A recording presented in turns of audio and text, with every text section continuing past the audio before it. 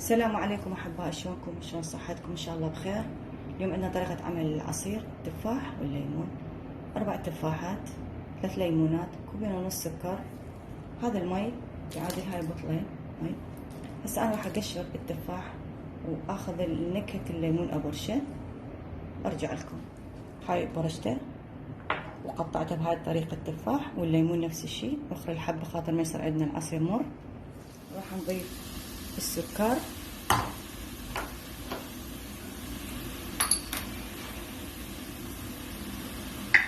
نضيف المي،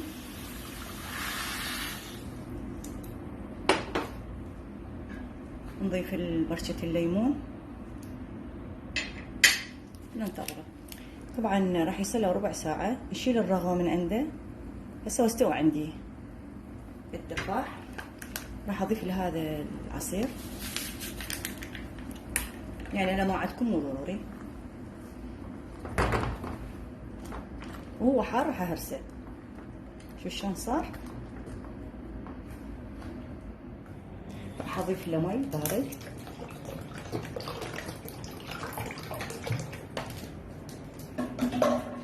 نهرسه. راح نضيف ثلج. شو راح نقدمه؟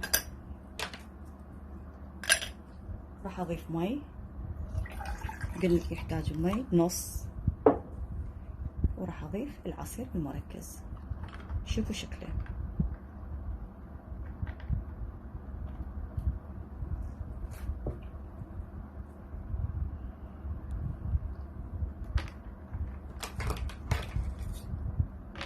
ان شاء الله يعجبكم وسووه.